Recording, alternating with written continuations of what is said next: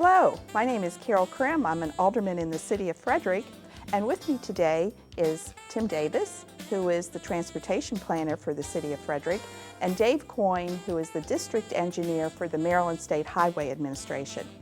Today we are here to review two big transportation projects within the city of Frederick. One is on Interstate 70, which is known as Phase 2D, and the other project is the Motter Avenue Bridge project.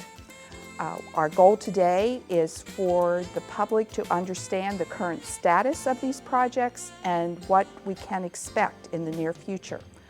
We'll also discuss the funding of these projects and hopefully answer some of your questions.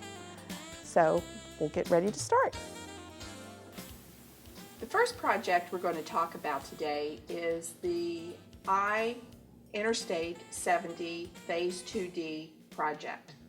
And the first thing we're looking at here on the video is some of the city roads that connect into that project. So Tim, you want to talk a little bit about that, please?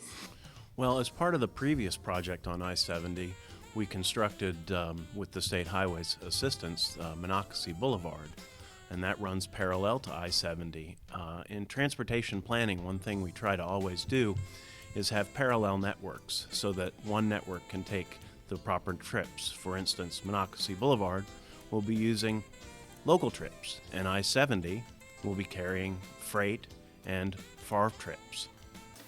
And Dave, could you please describe the scope of this project, please? Sure.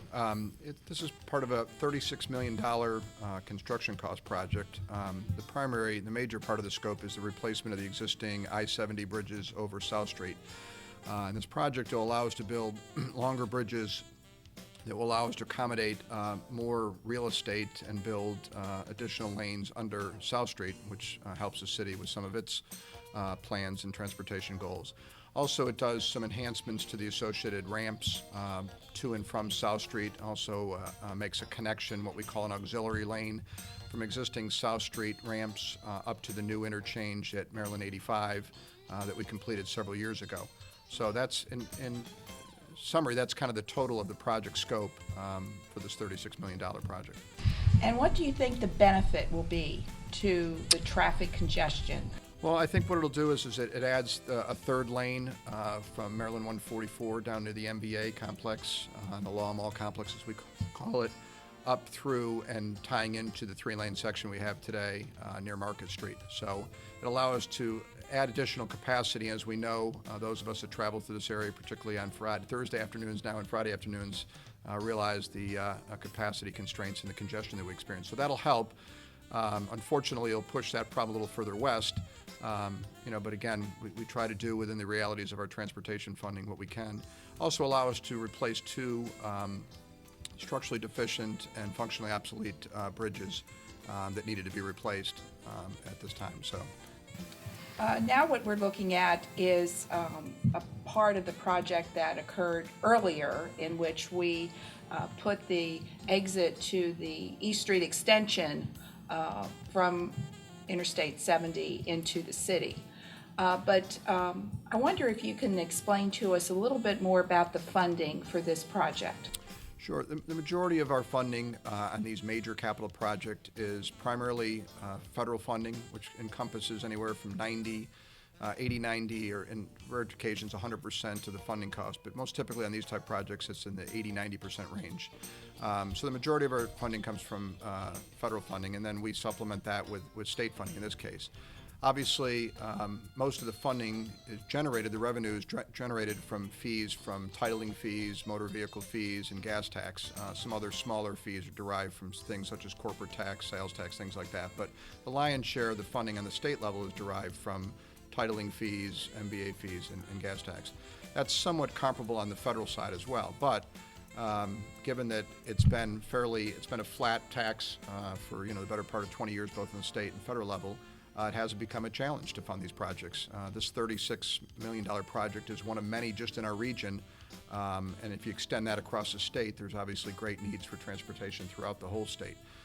So again, we are in a position now where we're basically able to maintain the system we had but it's a very difficult environment from a revenue perspective to be able to pursue some of these newer projects that add capacity issues such as 270 or Monocacy Boulevard or Meadow Road interchange completed and missing ramps there. So again, we are looking for opportunities to get additional revenue to allow us to pursue some of those much needed projects just in our region, but again, throughout the whole state.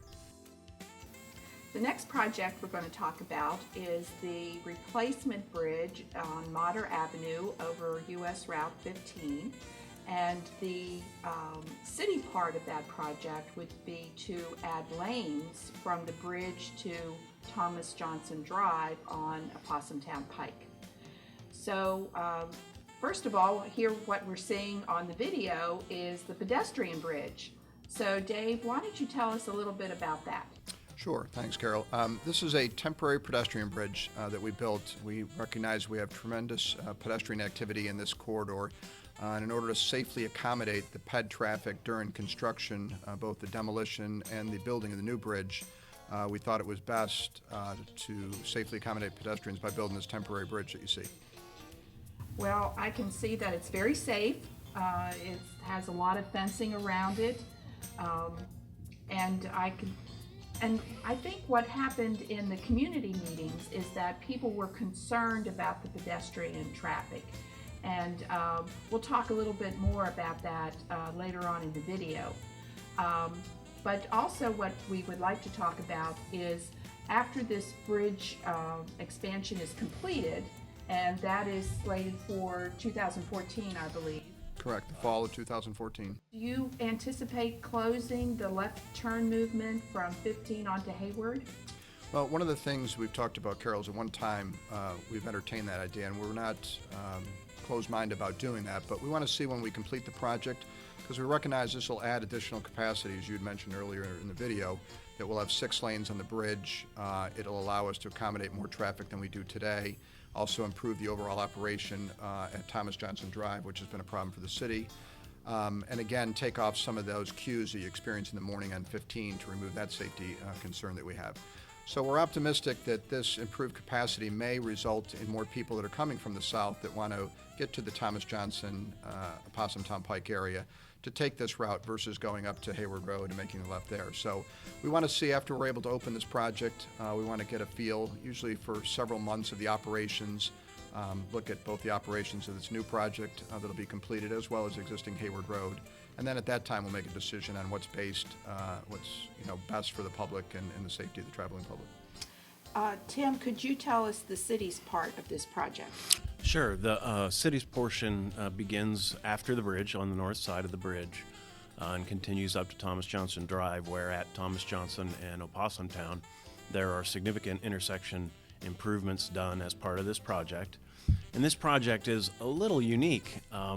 We are actually partnered with the state and the county on this particular project as far as funds are concerned. So we brought all those funds together to make sure that this happened as one single project. It's less disruption to the public by doing it as one single project. But both the bridge and the whole section of Opossumtown Pike north of the bridge will all be very well equipped for pedestrian access as well as bicycle access. And Dave, could you go over the figures as to the cost of the project? Sure. This project's a little over $15 million total cost in construction, and that involves $12 million from the state and federal, $2.7 million from the city of Frederick, and also $500,000 from Frederick County. And as we were discussing earlier, the community meetings indicated perhaps some concerns about pedestrian foot traffic. Could you talk a little bit about what the state highway is doing in response to those concerns? Sure. We were able to have a meeting with the communities right before construction began last fall, and one of the things that we heard loud and clear from many of the members in attendance was that they were concerned about pedestrian safety, and their concerns were generally manifested in the self of that given this new capacity and additional traffic and more free flow conditions that would be exhibited for vehicular traffic, what things are we going to do to ensure the safety of the pedestrians? As we mentioned earlier, there's a large pedestrian movement in the corridor.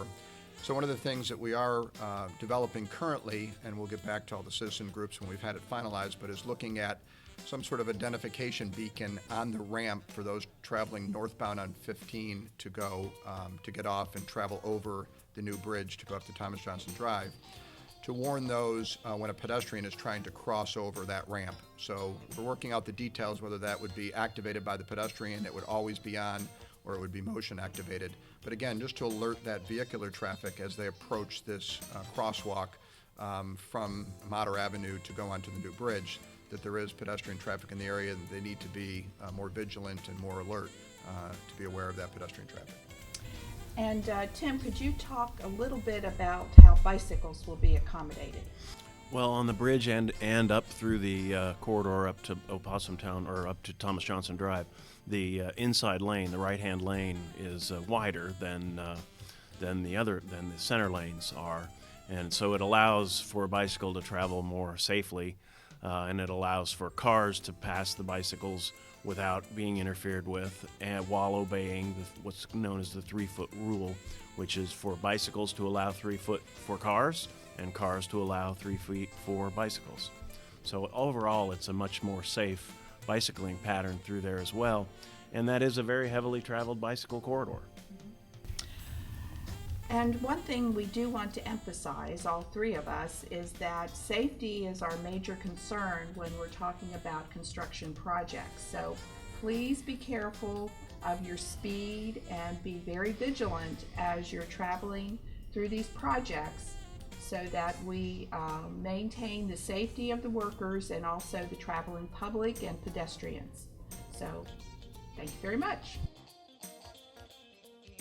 Okay, well, that worked out very well. And It's a lot of information to cover. Yeah, and hopefully it'll be helpful to people understand how transportation works. And also we can answer their questions as they come up, and maybe it would generate some more questions. That would be great. Well, thank you so much for joining us.